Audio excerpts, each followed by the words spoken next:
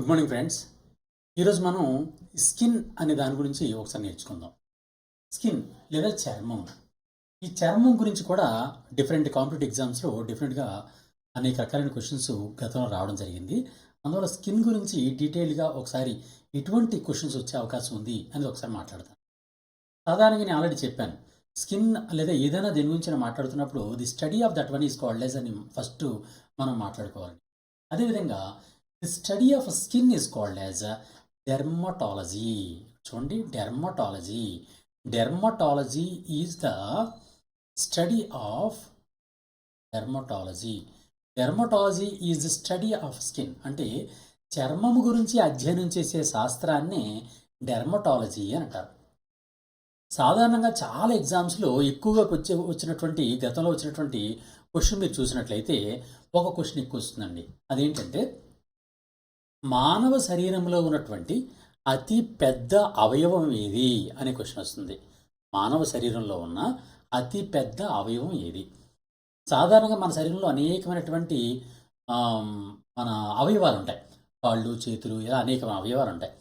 ఈ అవయవాలన్నింటినీ మనం గుర్తుంచుకుంటూ ఉంటాం. కానీ అన్నిటికన్నా పెద్ద అవయవం ఏది అంటే స్కిన్నే. The skin is the largest organ of human body. మన బాడీలో మానవ శరీరంలో ఉన్నటువంటి అతి పెద్దదైనటువంటి అవయవం ఏది అంటే స్కిన్, చర్మం అన్నమాట. సాధారణంగా స్కిన్ గురించి మనం మాట్లాడుతున్నప్పుడు ఎక్కువగా వస్తున్నటువంటి క్వశ్చన్ ఏంటంటే చర్మం యొక్క అంటే మానవ శరీరంలో ఎంత టెంపరేచర్ ఉంటుంది, ఉష్ణోగ్రత ఎంత ఉంటుంది, మానవ శరీర ఉష్ణోగ్రత ఎంత ఉంటుంది అని అంటే 37 డిగ్రీ సెంటీగ్రేడ్. సాధారణంగా మనం రెండు రకాల కొలమానాలు ఉంటాయి, మెజర్మెంట్స్. ఒకటి సెంటీగ్రేడ్, ఇంకోటి ఫారెన్ హీట్. ఈ సెంటీగ్రేడ్లో చూసినట్లయితే 37 డిగ్రీ సెంటీగ్రేడ్ అనేది మానవ శరీరం అనేది కలిగి ఉంటుంది. అదే ఫారెన్ హీట్లో చెప్తే అది 98.4 98.4 డిగ్రీస్ ఫారెన్ హీట్ అనేది మన శరీరం అనేది కలిగి ఉంటుంది. 98.4 డిగ్రీస్ ఫారెన్ హీట్ ఉంటుంది. చూడండి, సెంటీగ్రేడ్లో అయితే 37 డిగ్రీ సెంటీగ్రేడ్ ఉంటుంది, అండ్ ఫారెన్ హీట్లో అయితే 98.4 డిగ్రీస్ ఫారెన్ హీట్ ఉంటుంది. సాధారణంగా క్వశ్చన్ ఎలా వస్తుందంటే మానవ శరీరం యొక్క ఉష్ణోగ్రత ఎంత ఉంటుంది అంటే 37 డిగ్రీల సెంటీగ్రేడ్ లేదా 98.4 డిగ్రీస్ ఫారెన్ హీట్. ఇది మనం గుర్తుంచుకోవాల్సింది. అయితే due to sunstroke the temperature of the body will be 104 to 106 Fahrenheit కూడా. అంటే ఎప్పుడైనా ఫర్ ఎగ్జాంపుల్ ఎప్పుడైనా సన్ స్ట్రోక్ వచ్చిందనుకోండి. సన్ స్ట్రోక్ అంటే మూర్చపోవడం, అంటే ఎండల కారణంగా మనం మూర్చపోతాం.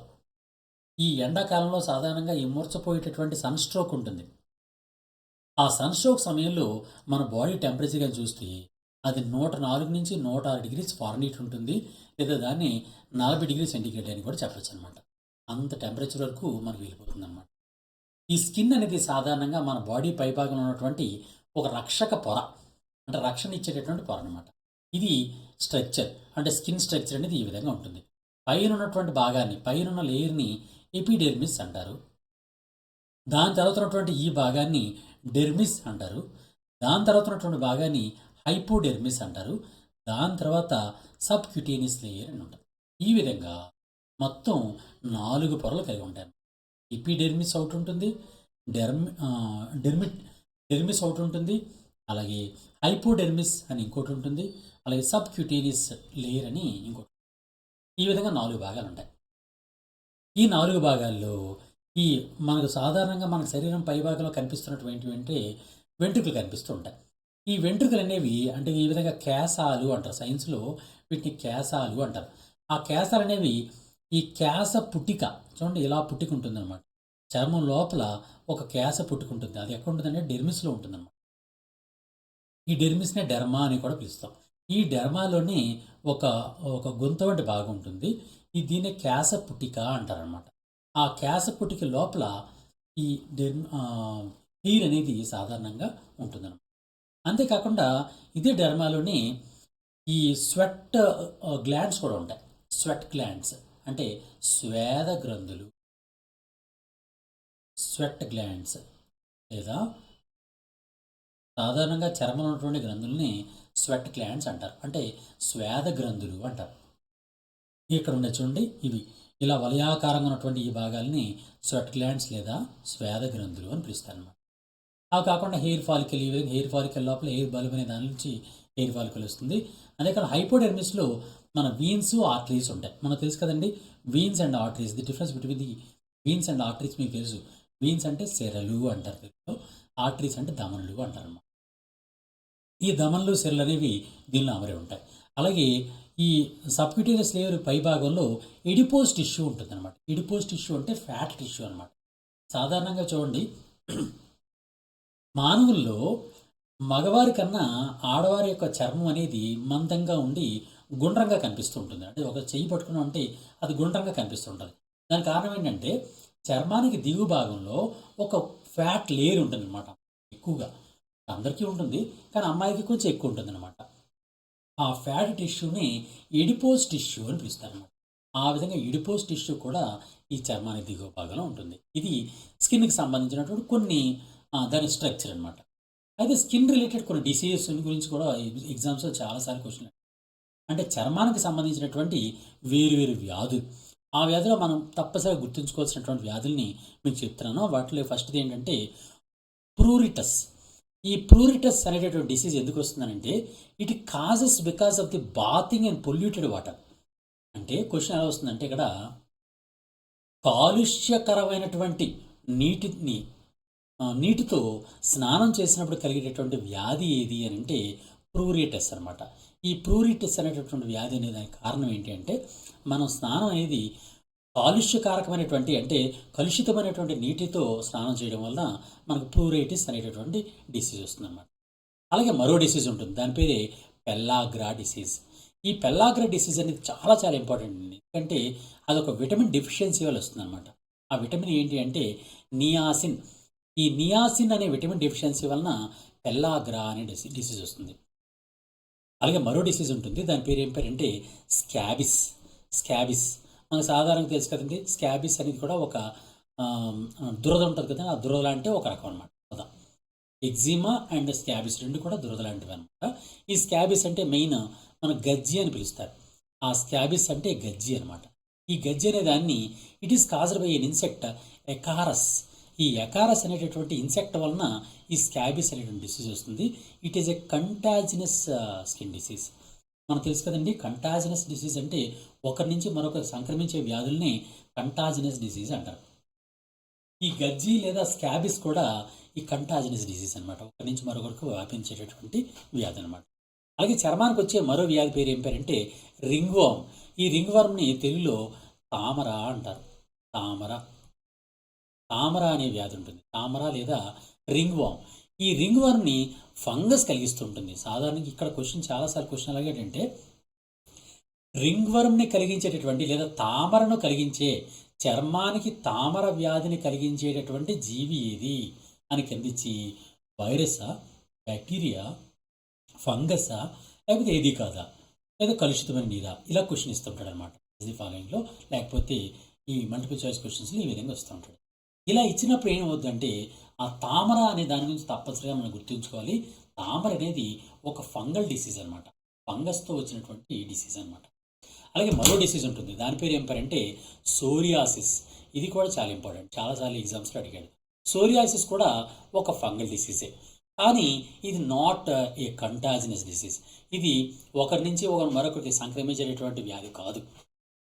సోరియాసిస్ అనేది ఒకరికి మాత్రమే ఉంటుంది, వారిలో ఫంగస్ వల్లే వస్తుంది, కానీ వారికి మరొకరికి వాళ్ళని టచ్ చేయడం ద్వారా మరొకరికి రాదనమాట. It is not a contagious disease, అంటే ఒకరి నుంచి మరొకరికి సంక్రమించేటటువంటి వ్యాధి కాదనమాట. Next measles. ఈ మెజిల్స్ వ్యాధి అనేది వైరస్ వల్ల వస్తుందన్నమాట. Measles this is also contagious disease. ఇది కూడా ఒకరి నుంచి మరొకరికి వ్యాపించేటటువంటి వ్యాధి, మెజిల్స్ వ్యాధి అనమాట. అలాగే ఎగ్జిమా అనేది కూడా ఒక తామర లాంటి లేదా గజ్జి లాంటి ఒక డిసీజ్ అనమాట, ఎగ్జిమా. ఈ ఎగ్జిమా అనేది ఏమవుతుంది, దానికి కారణం ఏంటి అంటే it is caused by inhaling of poisonous and by eating contaminated food తినడం వల్ల కానీ, లేదా పాయిజనస్ ఫుడ్ తినడం వల్ల కానీ, లేదా ఇన్హాలింగ్ అంటే పీల్చడం వల్ల కానీ వచ్చే వ్యాధిని ఎగ్జిమా అంటారు అనమాట.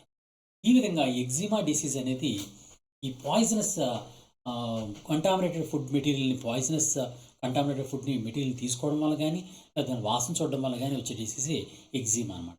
ఈ విధంగా డిఫరెంట్ ఎగ్జాంపుల్ వచ్చినటువంటి ఈ స్కిన్ రిలేటెడ్ డిసీజ్లో ఒకటి ప్లూరైటిస్, pellagra, scabies, రింగ్వామ్, psoriasis, measles and ఎగ్జామా గురించి మనం మాట్లాడుకోవచ్చు అనమాట. అలాగే నెక్స్ట్ ఇప్పుడు మన స్ట్రక్చర్ గురించి ఆల్రెడీ మనం మాట్లాడుకున్నాం. స్ట్రక్చర్ ఇంకా డీటెయిల్డ్గా మనం చదువుకోవాలనుకుంటే ఇక్కడ మీరు డయాగ్రామ్ గుర్తుంచుకోండి. సాధారణంగా దీనిలో మనం ఆల్రెడీ చెప్పుకున్నాం, ఎపిడెర్మిస్ అని ఒకటి ఉంటుంది, పై పొర ఎపిడెర్మిస్ అనేది ఉంది. ఇది ఎపిడెర్మిస్. ఈ ఎపిడెర్మిస్ అంటే పైన ఉన్నటువంటి చర్మానికి పైన ఉన్నటువంటి భాగాన్ని ఎపిడెర్మిస్ అంటారు. దాని కింద ఉన్న దాన్ని డెర్మిస్ అని పిలుస్తారు. ఇది డెర్మిస్ అనమాట. దాని కింద ఉన్న హైపోడెర్మిస్, దాని కింద క్యూటేనియస్ మస్క్యులర్ లేయర్ అనేది ఒకటి ఉంటుంది. దానికి మనం ఆల్రెడీ దాని గురించి మాట్లాడుకున్నాం. ఈ విధంగా వీటిలన్నిటిలో కూడా ఈ డెర్మిస్ భాగంలో ఈ శ్వేద గ్రంథులు అనేవి ఉంటాయి. శ్వేద గ్రంథులు, స్వెట్ గ్లాండ్స్. ఇక్కడ క్వశ్చన్ ఎలా వస్తుందంటే, మానవుల్లో స్వేదాన్ని ఉత్పత్తి చేసే గ్రంథులు ఏవి అంటే శ్వేద గ్రంథులు, స్వెట్ గ్లాండ్స్. ఓకే, ఆ విధంగా ఉంటాయి. అలాగే సెబేషియస్ గ్లాండ్స్ అనేవి కూడా కొన్ని ఉంటాయి. ఇక్కడ చూడండి, ఇక్కడ మన చర్మం ఈ తల వెంట్రుక ఉంది కదండి, తల వెంట్రుకకి కొంచెం పార్శ్వాల్లో సెబేషియస్ గ్లాండ్స్ అని ప్రత్యేకమైన గ్లాండ్స్ ఉంటాయి. ఈ సెబేషియస్ గ్లాండ్స్, ఇవి సెబేషియస్ గ్లాండ్స్. ఈ సెబేషియస్ గ్లాండ్స్ అనేవి ప్రత్యేకంగా ఒక సెక్రెషన్ సెక్రెట్ చేస్తాయి. ఆ సెక్రెషన్ పేరే సెబమ్. సెబమ్ అనే సెక్రెషన్ని అవి సెక్రెట్ చేస్తాయి. ఆ సెబమ్ అనే సెక్రెషన్ అనేది ఒక ఆయిలీ సబ్స్టెన్స్ అనమాట, అంటే నూనెలా ఉంటుంది అనమాట. ఆ నూనె లాంటి ఈ సెబమ్ అనేది చర్మానికి పైభాగంలో వచ్చి చర్మానికి పైభాగంలో ఇది పరుచుకోవడం ద్వారా ఎటువంటి బ్యాక్టీరియా ఇన్ఫెక్షన్ కూడా మన మీదకి రాకుండా చేయడం కోసం ఈ సెబమ్ అనేది ఉపయోగపడుతూ ఉంటుందన్నమాట. అంతేకాకుండా చర్మానికి నిగారింపడానికి కూడా ఈ సెబమ్ అనేటటువంటి ఆయిలీ సబ్స్టెన్స్ అనేది పనికొస్తూ ఉంటుంది. ఈ సెబమ్ ఎవరు సెక్రెట్ చేస్తారండి? సెబేసియస్ గ్లాండ్స్ అనేవి సెక్రెట్ చేస్తూ ఉంటాయి. ఓకే, ఇది మనం గుర్తుంచుకోవాల్సినటువంటి దీనిలో ప్రధానమైనటువంటి పాయింట్. నెక్స్ట్ ఇక్కడ మనం ఇంకో కొన్ని విషయాలు మీకు చెప్తాను. సాధారణంగా చర్మం గురించి మనం మాట్లాడుకోవచ్చు అంటే, it provides a protective covering throughout our body and acts as a body's initial barrier against external harmful substances or foreign particles. ఏదైనా ఫారెన్ పార్టికల్ కానీ, అంటే ఫారెన్ పార్టికల్ అంటే ఏదైనా బ్యాక్టీరియా, వైరస్, ఫంగస్ ఏదైనా కానీ మన బాడీలోకి ఎంటర్ అవ్వకుండా చేయడం కోసం ఒక రక్షక త్వచలా పనికొచ్చేదే చర్మం. అయితే ఇక్కడ హెయిర్ ఉంటుందని చెప్పాం కదండి, ఆ హెయిర్ గురించి కూడా కొన్ని విషయాలు మనం మాట్లాడుకోవాలి. ఇక్కడ హెయిర్ ఉంది కదా, ఈ హెయిర్ అనే దాని గురించి కొన్ని విషయాలు మాట్లాడుకోవాలి. హెయిర్ షాఫ్ట్, ఇది హెయిర్ ఉంది కదా, ఈ హెయిర్ అనేది ఒక ప్రత్యేకమైన ప్రోటీన్తో తయారై ఉంటుంది. The hair is made up of a protein called keratin. ఈ కెరాటిన్ అనే ప్రోటీన్తో ఈ హెయిర్ అనేది తయారవుతూ ఉంటుంది అనమాట. And the same protein is found in hooves, horns, claws, nails of other animals too. అంటే ఇప్పుడు హెయిర్తోనే మన హెయిర్ అనేది కెరాటిన్తో తయారైందని చెప్పాం కదండి. మరికొన్ని యానిమల్స్ ఉంటాయి. ఫర్ ఎగ్జాంపుల్ కౌ, బఫెల్లో అంటే ఆవులు కానీ గేదెలు కానీ వాటికి గిట్టలు ఉంటాయి. గిట్టలు అంటే కాళ్ళు చివరి భాగాలు గట్టిగా ఉన్నటువంటి భాగాలు ఉంటాయి, వాటిని గిట్టలు అంటాం. ఆ గిట్టలు కానీ లేకపోతే కొమ్ములు ఉంటాయి, కొమ్ములు, హార్న్స్, కొమ్ములు కానీ లేదా గోళ్ళు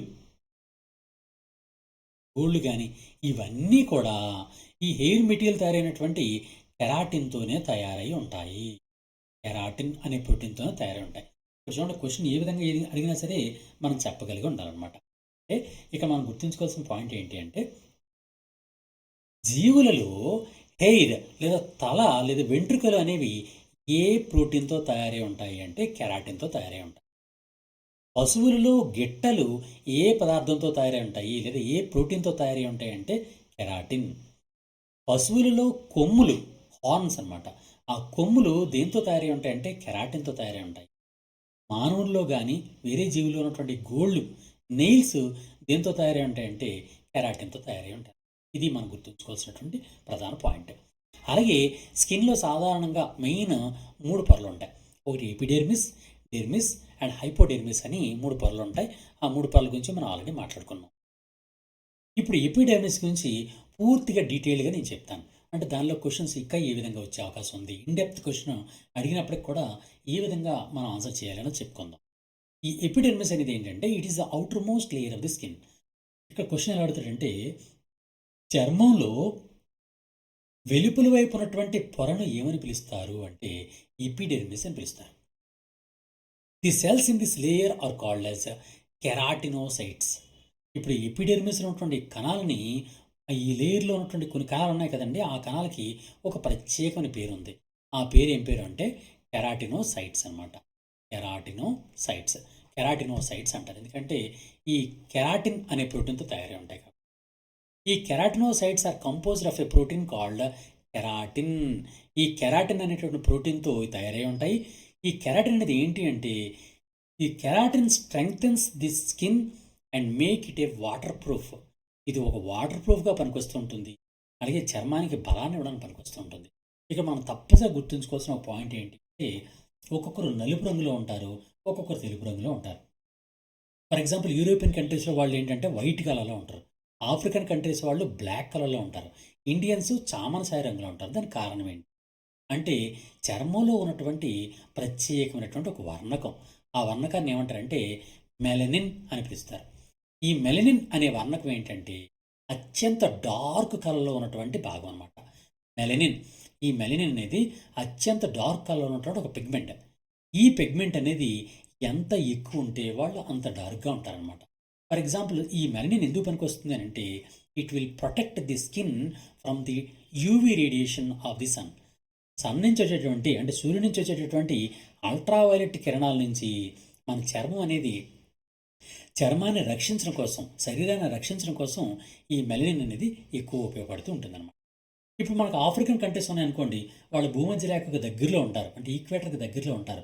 అందువల్ల వాళ్ళకి సన్ రే ఎక్కువగా పడుతుంటుంది కాబట్టి, వాళ్ళకి యూవీ రేడియేషన్ ఎక్కువగా ఉంటుంది కాబట్టి, వాళ్ళ చర్మాన్ని, వాళ్ళ శరీరాన్ని అత్యంత ఎక్కువగా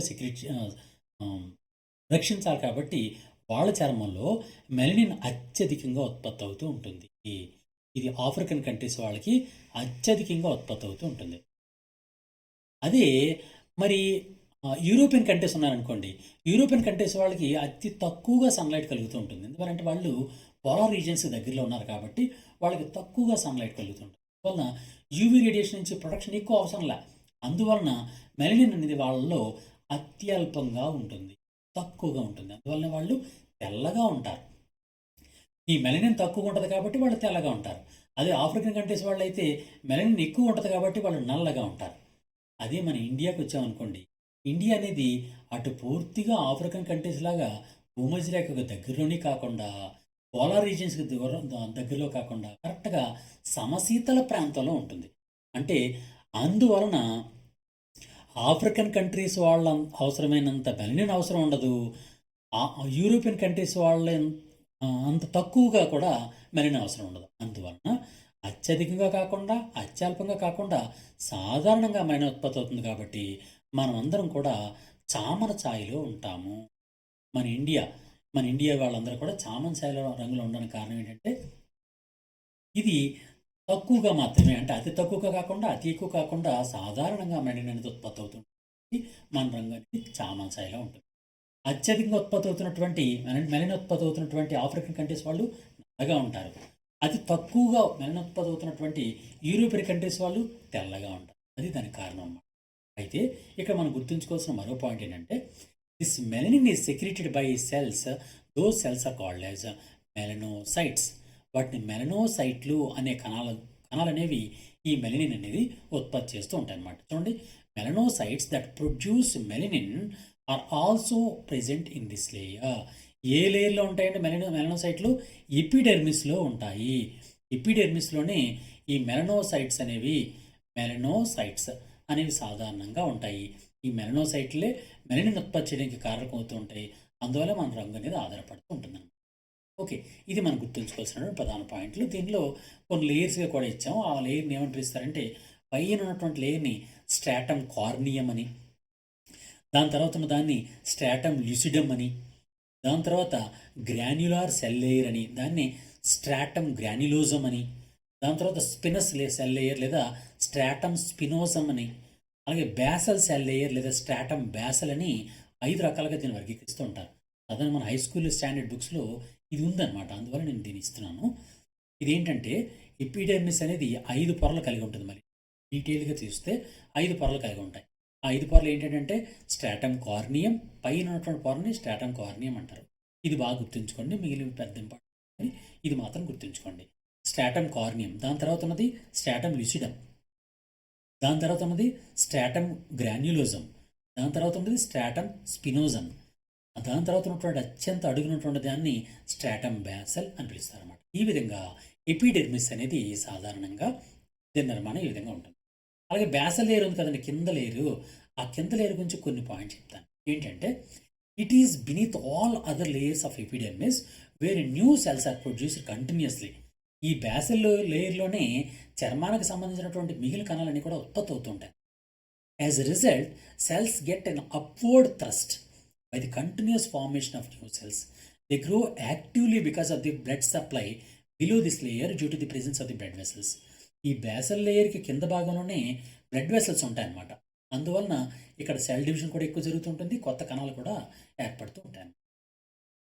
అలాగే గ్రాన్యులర్ లేయర్ ఉందనుకోండి, గ్రాన్యులర్ లేయర్లో కూడా డిఫరెంట్ షేప్స్ ఉంటాయి, సైజెస్ ఉంటాయి. అండ్ ఈ దీనిలో కూడా కెరాటిన్తో నిర్మితమైనటువంటి ప్రోటీన్ అనేది పొర ఉంటుంది అనమాట. అలాగే స్ట్రాటమ్ కార్నియం గురించి కూడా మాట్లాడుకుంటే అంటే అక్కడ ఇంత ఇన్డెప్త్గా మనకి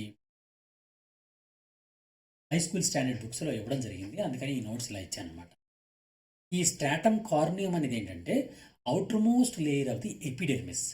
ఎపిడెర్మిస్లో ఉన్నటువంటి outermost layer which consist of a dead and uniform scale like cells which are overlapped. మన చర్మం పై భాగంలో డెడ్ సెల్స్ ఉంటాయి. ఆ డెడ్ సెల్స్ ఉన్నటువంటి ఆ లేయర్ని స్ట్రాటమ్ కార్నియం అని పిలుస్తారు అనమాట. ఓకే, దీనిలో అబండెంట్ కెరాటిన్ ఉంటుంది, చాలా ఎక్కువగా కెరాటిన్ ఉంటుంది. అంతేకాకుండా స్కిన్ సర్ఫేస్ మీద ఉన్నటువంటివి which is balanced by the cells of the basal layer. అంటే ఈ సెల్స్ అనేవి పీల్ అవుతూ ఉంటాయి, అంటే దాని పొరలుగా వచ్చేస్తుంటాయి. మనం చూడండి కొన్నిసార్లు చర్మం పొరలుగా వచ్చేస్తుంటుంది. ఆ పొరలుగా వచ్చినటువంటి చర్మం పొర ఏది అంటే స్ట్రాటమ్ కార్నియం అనమాట. ఇవన్నీ కూడా డెడ్ సెల్స్, అందువల్ల ఇవి పొరలుగా వస్తుంటాయి. అలాగే ఈ ఎపిడెర్మల్ సెల్స్లో కూడా కొన్ని సెల్స్, ప్రత్యేకమైన సెల్స్ ఉంటాయి. మనం ఆల్రెడీ చెప్పుకున్నాం మెలనోసైట్లు అని. ఈ మెలనోసైట్లు అనేది ఒక ప్రత్యేకమైన సెల్, అందువల్ల దాన్ని తప్పనిసరి గుర్తుంచుకోవాలి. చూడండి, ఇది మెలనోసైట్, ప్రత్యేకంగా దీనికి ఒక ప్రత్యేకమైన సెల్ ఉంది, ఇది కనిపిస్తుంది మీకు, ఇది మెలనోసైట్. ఈ మెలనోసైట్ సెల్ అనేది ఒక ప్రత్యేకంగా ఉండి దీని నుంచి మెలనిన్ అనేటటువంటి పొర, అదే పిగ్మెంట్ అనేది ఉత్పత్తి అవుతూ ఉంటుంది అనమాట. ఇది ఏం చేస్తూ ఉంటుంది అంటే it will protect against this harmful sun rays. Harmful అయినటువంటి సన్ రేస్, యూవీ రేస్ నుంచి మనం ప్రొటెక్ట్ చేయడానికి మెలనిన్ అనేది ఉపయోగపడుతుంది. ఆ మెలనిన్ సెక్రెట్ చేసేది ఎవరు అంటే ఈ మెలనోసైట్ అనమాట. ఓకే, అంతేకాకుండా the 2 factors that govern the melanin quantity in once body is jeans and amount of exposure to the sunlight. ఇప్పుడు మెలనిన్ అనేది, మెలనోసైట్ నుంచి మెలనిన్ ఎంత ఉత్పత్తి చేయబడాలి అని నిర్ధారించేది 2 కారణాలు ఉంటాయండి. ఒకటోది ఏంటంటే వాళ్ళ పేరెంట్స్ నుంచి వచ్చినటువంటి జీన్స్.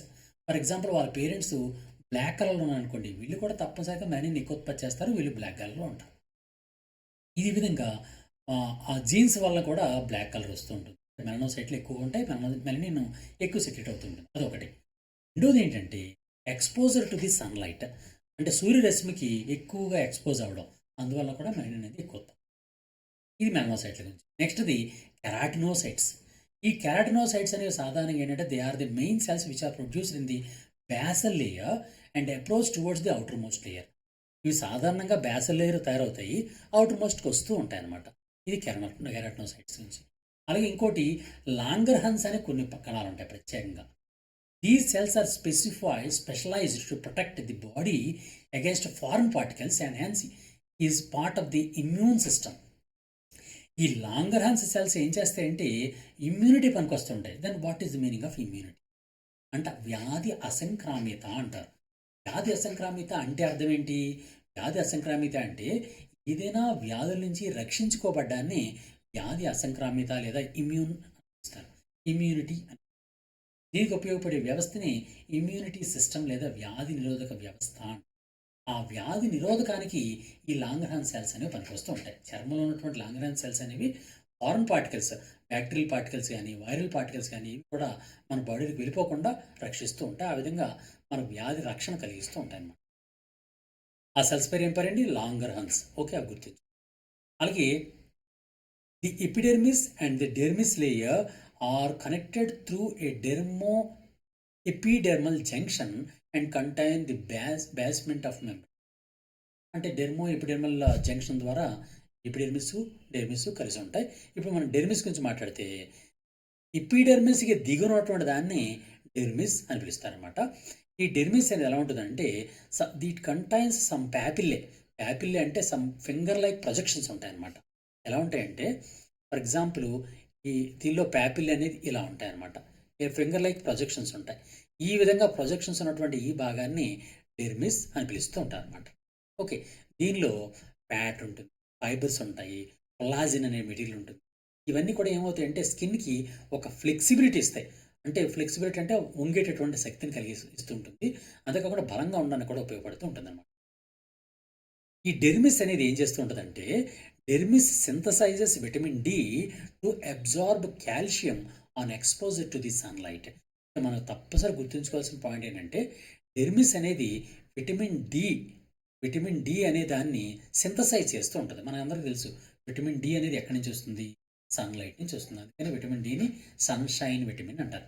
అందుకని మనం ఎప్పుడైనా సరే ఎండలో నించున్నప్పుడు సాధారణంగా మనకు విటమిన్ డి అనేది సింథసైజ్ అవుతూ ఉంటుంది, తయారవుతూ ఉంటుందన్నమాట. ఆ విటమిన్ డి ఎండలో నించున్నప్పుడు విటమిన్ డి ఎక్కడ తయారవుతుంది? మన చర్మంలో ఉన్నటువంటి డెర్మిస్ అనేటటువంటి పొర నుంచి ఈ విటమిన్ డి అనేది తయారవుతూ ఉంటుందన్నమాట. అలా ఇక్కడ మనం గుర్తుంచుకోవాల్సిన పాయింట్ ఏంటంటే దీనికి అనేకమైనటువంటి బ్లడ్ వెసల్స్ కనెక్ట్ అయ్యి ఉంటాయి. అంతేకాకుండా ఇది చాలా important part to regulate the body temperature. ఈ డెర్మిస్ అనేది బాడీ టెంపరేచర్‌ని రెగ్యులేట్ చేయడానికి కూడా పనికొస్తూ ఉంటుందన్నమాట. అంతేకాకుండా బోలెడన్ని నెర్వ్ ఫైబర్స్ కూడా దీనికి అతుక్కొని ఉంటాయి. అలాగే వీటికి హెయిర్ ఫాలికల్స్ కూడా అతుక్కొని ఉంటాయి. సెబేషియస్ ఆయిల్ గ్లాండ్స్ ఉంటాయి. ఈ సెబేషియస్ ఆయిల్ గ్లాండ్స్ నుంచి సెబమ్ అనేటటువంటి ఒక ఒక ఆయిలీ సబ్స్టెన్స్ వస్తూ ఉంటుంది. ఆ సెబమ్ అనే ఆయిలీ సబ్స్టెన్సే ఇక్కడ రాసాం కదండీ సెబమ్. ఈ సెబమ్ అనే ఆయిల్ సబ్స్టెన్స్ నుంచి మనం అంటే ఎటువంటి సమస్యలు రాకుండా, చర్మానికి ఎటువంటి ఇబ్బందులు కాకుండా ప్రొటెక్ట్ చేయడానికి ఉపయోగపడుతూ ఉంటుంది. అది సెబమ్ గురించి. అలాగే it acts as a lubricant and protects the skin by acting against the microbes. ఈ సెబమ్ అనేది ఏం చేస్తూ ఉంటదంటే, ఒక లూబ్రికెంట్‌లా పనికొచ్చి, ఒక ఆయిలీ సబ్స్టెన్స్‌లా పనికొచ్చి, ఎటువంటి మైక్రోబ్స్ అంటే సూక్ష్మజీవులనమాట. Micro organisms. సూక్ష్మజీవులు ఏవి కూడా బాడీలోకి వెళ్ళిపోకుండా రక్షిస్తూ ఉంటుంది ఈ సెబమ్. ఈ సెబమ్ ఎవరు సెక్రెట్ చేస్తారంటే సెబేషియస్ గ్లాండ్స్ సెక్రెట్ చేస్తాయి. సెబేషియస్ గ్లాండ్స్ ఎక్కడుంటాయి? డెర్మిస్‌లో ఉంటాయి. ఓకే. ఇది మనం గుర్తుంచుకోవాల్సింది. అలాగే ఇప్పుడు స్వెట్ గ్లాండ్స్ గురించి మాట్లాడదాం. స్వెట్ గ్లాండ్స్ కూడా ఇక్కడే ఉంటాయి. ఈ స్వెట్ గ్లాండ్స్ కూడా ఈ sweat glands are produced all over the skin and release sweat through specialised duct. ఈ స్వెట్ గ్లాండ్స్‌కి ప్రత్యేకంగా ఒక డక్ట్ ఉంటుందన్నమాట. స్వేదనాళము అంటారు. అంటే స్వెట్ డక్ట్ అంటారు. స్వెట్ డక్ట్ లేదా స్వేదనాళము. ఆ స్వేదనాళం ద్వారా స్వేదాన్ని అంటే చెమటని బయటికి విడుదల చేస్తూ ఉంటాయన్నమాట. అలాగే ఈ స్వేద గ్రంథులు ఏం చేస్తాయి? స్వేదాన్ని ఎప్పుడైతే ఉత్పత్తి చేసాయో ఈ తడి వలన మన బాడీ టెంపరేచర్ అనేది రెగ్యులేట్ అవుతూ ఉంటుంది. ఇక్కడ మనకు తప్పనిసరి గుర్తుంచుకోవాల్సిన మరో పాయింట్ ఏంటంటే, మనం మ్యామల్స్ అంటే మెమరీ గ్లాండ్స్ కలిగినటువంటి వాడినే మ్యామల్స్ అంటారు. మ్యామల్స్ అంటే క్షీర గ్రంథులు, క్షీరదాలు అంటాం. క్షీరదాలు, క్షీరదాలు అంటే క్షీరదాలు. క్షీరదాలు అంటే క్షీర గ్రంథులు కలిగినటువంటి జీవులు అని అర్థం. క్షీర గ్రంథులు, క్షీర గ్రంథులు కలిగినటువంటి జీవుల్ని క్షీరదాలు అంటాం. ఈ క్షీర గ్రంథులు అంటే ఏంటి? క్షీరము అంటే పాలు. అంటే పాలను ఉత్పత్తి చేసేటటువంటి గ్రంథులు అనమాట.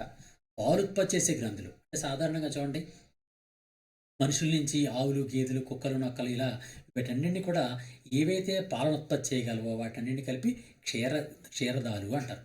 ఆ క్షీర గ్రంథులు ఉన్నాయి కదండి! ఆ జీవులు ఉత్పత్తి అయ్యే ఆ క్షీర గ్రంథులు అభివృద్ధి చెందినటువంటి క్షీర గ్రంథులు అవన్నీ కూడా they are the modified parts of the sweat glands. అంటే మన స్వేదం ఉంది కదా! చెమట గ్రంథులు. ఆ చెమట గ్రంథులే మాడిఫై అయిపోయి, మార్పు చెంది ఈ మామరీ గ్లాండ్స్ లేదా క్షీర గ్రంథుల కింద మారాయన్నమాట. ఇది చాలా చాలా ఇంపార్టెంట్ పాయింట్.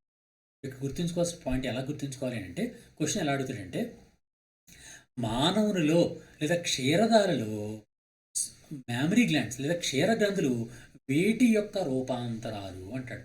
అది స్వెట్ గ్లాండ్సా, సెబేషియస్ గ్లాండ్సా లేదా ఇంకో గ్లాండ్సా అనే ఆన్సర్స్ ఇస్తాడనమాట. దానిలో మనకి ఇంపార్టెంట్ దాని ఆన్సర్ ఏంటంటే స్వెట్ గ్లాండ్స్ లేదా చెమట గ్రంథులు లేదా స్వేద గ్రంథులు. స్వేద గ్రంథులు అంటారనమాట. స్వేద ఈ స్వేద గ్రంథులే మోడిఫై అయిపోయి రూపాంతరం చెంది మనకి మామరీ గ్లాండ్స్గా ఏర్పడుతుంది. అలాగే ఈ చెమట ఉంది కదండి, చెమట లోపల ఏముంటుంది అంటే ఎక్కువ వాటరే ఉంటుంది. వాటర్తో పాటు సాల్ట్స్ ఉంటాయి. అలాగే దానిలో విసర్జక పదార్థమైనటువంటి యూరియా కూడా ఉంటుంది. మన యూరిన్ ద్వారా యూరియా బయట పంపిస్తూ ఉంటాం. అలాగే చెమట ద్వారా కూడా యూరియా అనేది బయటకు పంపించబడుతూ ఉంటుందన్నమాట. అలాగే ఒక మజిల్ ఉంటుంది ప్రత్యేకంగా. An arrector pili muscle is attached to each hair follicle and skin. ఈ హెయిర్ ఫాలికల్కి మనం చూడండి, ఒక్కొక్కసారి చర్మం నుంచి హెయిర్ ఫాలికల్ బయట విడుదలైపోతుంది. అంటే తల తల ఫాల్ అవుతుంటుంది. అంటే హెయిర్ ఫాల్ అంటే తల బయటకు రాలిపోతుంటుంది. దాన్ని ఏమంటామంటే వెంట్రుకలు రాలిపోతాయి. ఆ వెంట్రుకలు రాలిపోవడానికి కారణం ఏంటి అంటే తల వెంట్రుకకు స్కిన్కి మధ్యలో ఒక మజిల్ ఉంటుందన్నమాట. ఆ మజిల్ అనేది ఉన్నంత వరకు కూడా తల వెంట్రుక రాలదు. ఆ మజిల్ పేరు ఏం పేరంటే ఎరెక్టార్ పిల్లై మజిల్. ఈ ఎరెక్టార్ పిల్లై మజిల్ అనేది ఎప్పుడైతే వీక్ అయ్యి అటాచ్మెంట్ వదిలేసిందో వెంటనే హెయిర్ ఫాలికల్ నుంచి హెయిర్ అనేది పడిపోతుంది. This helps in the erection of hair when we experience cold and strong emotions. ఎప్పుడైనా సరే మనం చల్లగా కానీ లేకపోతే ఏదైనా ఇబ్బందికరమైంది లేదా బాగా ఆనందకరమైంది ఫీలింగ్ అయినప్పుడు మన తల వెంట్రుకలన్నీ నిక్కబడుచుకుంటాయి. ఆ నిక్కబడుచుకోవడానికి అంటే ఆ తల వెంట్రుకల యొక్క మూమెంట్ కోసం ఉపయోగపడడానికి ఈ మజిల్ ఉపయోగపడే మజిల్ పేరే ఎరెక్టార్ పిల్లై మజిల్ అనమాట. ఓకే, అలాగే దాంతో డెర్మిస్ అయిపోయింది. నెక్స్ట్ మూడోది ఏంటంటే హైపోడెర్మిస్. అన్నిటికన్నా లోయర్ మోస్ట్ అంటే లాస్ట్ ఉన్నటువంటి పొరని హైపోడెర్మిస్ అంటారు. This subcutaneous layer is made up of fat and forms the innermost layer. అన్నిటికన్నా చిట్ట ఉన్నటువంటి లేయర్ అనమాట. Its thickness is dependent on the region where they appear and vary. సాధారణంగా ఇది ఎంత మందంలో ఉంటుందన్నది వారు ఏ ప్రాంతంలో ఉన్నారు అనే దాన్ని బట్టి కూడా ఈ హైపోడెర్మిస్ యొక్క మందం ఆధారపడుతుంది. For example, the area around the eye is comparatively thinner for easy movement of the eye. For example, చర్మం మన మిగిలిన ప్రాంతాల్లో కన్నా ఐ ఉందనుకోండి, ఐ బాల్ చుట్టూ ఉన్నటువంటి పొర ఉంది అంటే దాన్ని కనుపాప అంటాం. ఐ లిడ్, ఆ కనుపాప. ఆ కనుపాప పై భాగంలో చర్మం చాలా సన్నగా ఉంటుంది, థిక్నెస్ అనేది చాలా తక్కువ ఉంటుంది. అలాంటి దగ్గర హైపోడెర్మిస్ చాలా తక్కువ ఉంటుంది. అలాగే పాదాలు ఉంటాయి అంటే అరికాళ్ళు అంటాం పాదాలు. ఆ పాదాలు కింద నడాలి కాబట్టి అక్కడ ఉన్నటువంటి చర్మానికి మందం ఎక్కువగా ఉంటుంది. ఆ విధంగా చర్మం యొక్క మందం కూడా అవి చేస్తున్న పని, ఆ చర్మం ఎక్కడుంది అనే దాని మీద కూడా ఈ హైపోడెర్మిస్ అనేది ఆధారపడుతూ ఉంటుంది అనమాట. Fat stored provides energy and is crucial in reacting to ambient temperature. It insulates the body from the heat and cold. ఈ మనకి ఎప్పుడైనా చలి కానీ వేడి కానీ ఎక్కువగా వస్తే మన చర్మాన్ని మన బాడీని రక్షించడానికి ఈ హైపోడెర్మిస్ అనేది ఉపయోగపడుతుంటుంది అనమాట. It cushions the internal organs, muscles and bones and protects them from any injury. ఎటువంటి ఇంజరీస్ కలగకుండా మన లోపల ఉన్నటువంటి భాగాల్ని రక్షించడానికి కూడా ఇది పనికొస్తూ ఉంటుందన్నమాట. ఓకే, ఇది మనం గుర్తుంచుకోవాల్సిన ప్రధాన. అలాగే ఇక్కడ మనం చర్మానికి ట్యానింగ్ అంటాం, అంటే నలుపు రంగు ఏర్పడడం. దాని గురించి కూడా కొన్ని questions. Tanning, the action or activity of exposing one's skin to the sun in order to achieve a brown or darkened colour.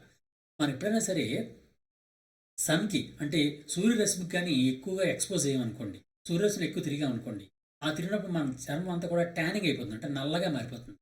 ఆ నల్లగా మారిపోవడాన్ని ట్యానింగ్ అని పిలుస్తారనమాట. ఆ ట్యానింగ్ అవడానికి ప్రధాన కారణం ఏంటి, ఆ సబ్స్టెన్స్ పేరేంటి, మనం మాట్లాడుకున్నాం, దాని పేరే మెలనిన్. ఆ మెలనిన్ ఎవరు సెక్రెట్ చేస్తారు, మెలనోసైట్లు సెక్రెట్ చేస్తాయి. అలాగే the German scientist designed artificial skin by using spiders skin. మనం తప్పనిసరిగా గుర్తుంచుకోవాలి. ఈ జర్మన్ సైంటిస్టులు ఉన్నారండి, జర్మనీ దేశానికి చెందినటువంటి కొంతమంది సైంటిస్టుల సమూహం.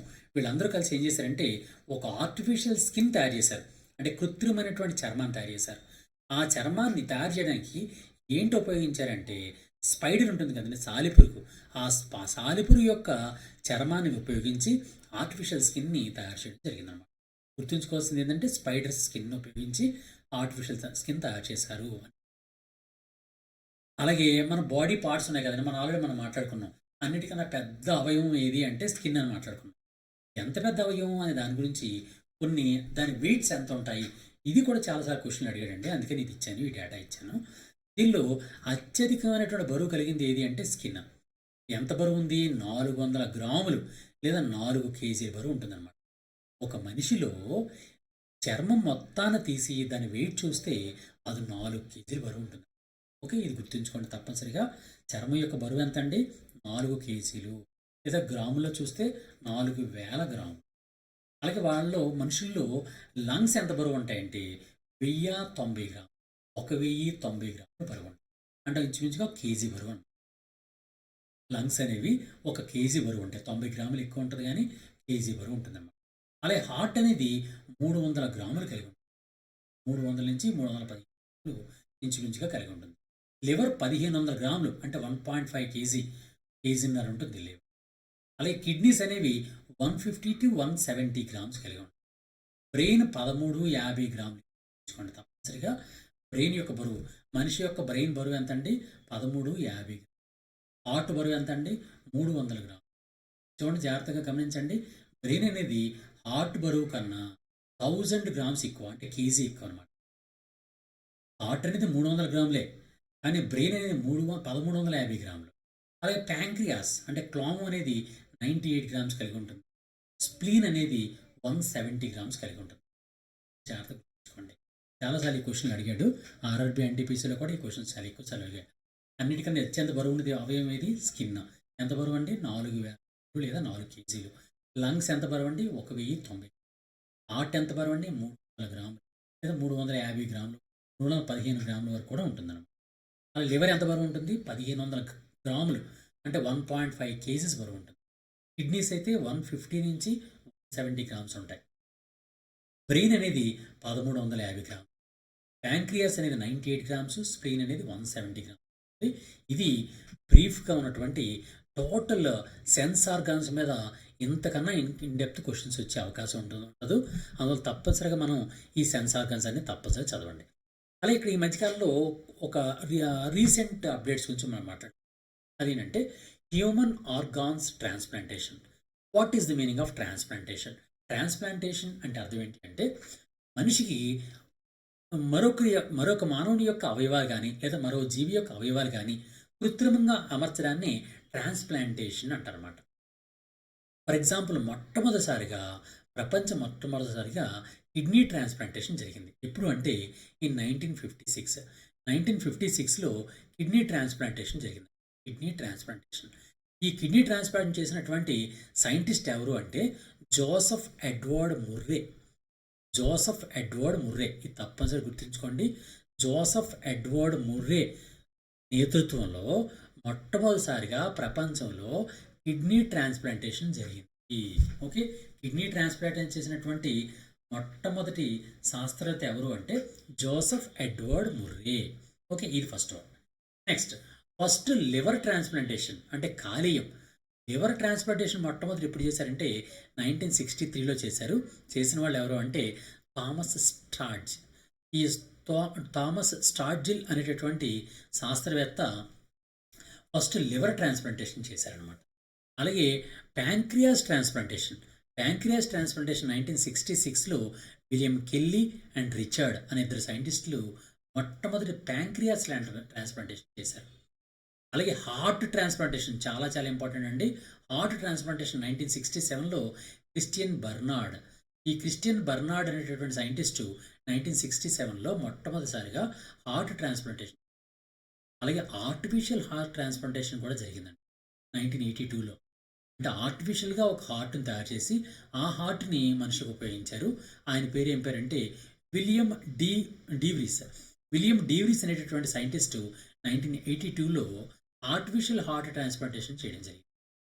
అలాగే లంగ్స్ ట్రాన్స్ప్లాంటేషన్ని 1983లో జాయిల్ కూపర్ అనేటటువంటి సైంటిస్టు లంగ్స్ ట్రాన్స్ప్లాంటేషన్ చేశాడు. ఈ also did 2 lungs transplantation taken at a time in 1986 and 87 also. 86-87లో ఆయన 2 లంగ్స్ని కూడా చేంజ్ చేసి అటువంటి ఎక్స్పెరిమెంట్ కూడా ఆయన చేయడం జరిగింది. ఇది మనం హ్యూమన్ ఆర్గాన్ ట్రాన్స్ప్లాంటేషన్ మీద వచ్చే క్వశ్చన్స్ అనమాట. గుర్తుంచుకోండి మళ్ళీ. 1956లో కిడ్నీ ట్రాన్స్ప్లాంటేషన్ని మొట్టమొదటి చేసిన సైంటిస్ట్ ఎవరంటే జోసెఫ్ ఎడ్వర్డ్ ముర్రే. అలాగే ఫస్ట్ లివర్ ట్రాన్స్ప్లాంటేషన్ 1963లో ఎవరు చేశారు? థామస్ స్టాడ్జిల్. 1966లో ప్యాంక్రియాస్ ట్రాన్స్ప్లాంటేషన్ ఎవరు చేశారు? William Kelly and Richard. అలాగే హార్ట్ ట్రాన్స్ప్లాంటేషన్ మొట్టమొదటి చేసినటువంటి సైంటిస్ట్ ఎవరు? 1967లో క్రిస్టియన్ బర్నార్డ్. అలాగే ఆర్టిఫిషియల్ హార్ట్ ట్రాన్స్ప్లాంటేషన్ మొట్టమొదటి చేసిన వ్యక్తి ఎవరు అంటే 1982లో విలియం డీవ్రీస్. లంగ్స్ ట్రాన్స్ప్లాంటేషన్ చేసినటువంటి వ్యక్తి ఎవరు అంటే 1983లో జోయల్ కూపర్. ఓకే, ఇది హ్యూమన్ ఆర్గాన్ ట్రాన్స్ప్లాంటేషన్ గురించి మనకు వచ్చేటటువంటి క్వశ్చన్స్ అనమాట. ఇవ్వండి సెన్స్ ఆర్గాన్స్ అనేటటువంటి లెసన్స్ మీద ఇటువంటి క్వశ్చన్స్ వస్తాయి. అయితే ఇప్పుడు నేనేం చెప్దాం అనుకుంటున్నా అంటే నెక్స్ట్ వీడియోలో సెన్స్ ఆర్గాన్స్ మీద గతంలో ఏ క్వశ్చన్లు వచ్చాయి, ప్రీవియస్ ఇయర్ క్వశ్చన్స్ ఏమున్నాయి, ప్రీవియస్ ఇయర్లో ఎటువంటి క్వశ్చన్లు ఇచ్చారు, ఆ క్వశ్చన్కి మనం ఆన్సర్ ఏ విధంగా ఆన్సర్ చేయాలి అనేది క్వశ్చన్ అండ్ అది ఎప్పుడు అడిగాడు, అది దానికి ఆన్సర్ ఏంటి అనే దాన్ని పూర్తి వివరిస్తూ నెక్స్ట్ వీడియో చేస్తాను. ఇప్పుడు దీనిలో ఈరోజు చెప్పుకున్నటువంటి దానిలో స్కిన్ అనే దాని మీద మీకు ఎవరికైనా డౌట్స్ ఉంటే తప్పనిసరిగా కామెంట్ రూపంలో తెలియజేయండి. నేను తప్పనిసరిగా దాన్ని క్లారిఫై చేయడానికి ప్రయత్నం చేస్తాను. మీకు ఎటువంటి డౌట్స్ ఉన్నా సరే తప్పనిసరిగా నాకు కామెంట్ రూపంలో తెలియజేయండి. కామెంట్ రూపంలో తెలియజేస్తే నేను తప్పనిసరిగా దానికి సంబంధించిన డీటెయిల్స్ అన్నీ కూడా మీకు తెలియజేస్తాను. Okay, all the best, God bless you.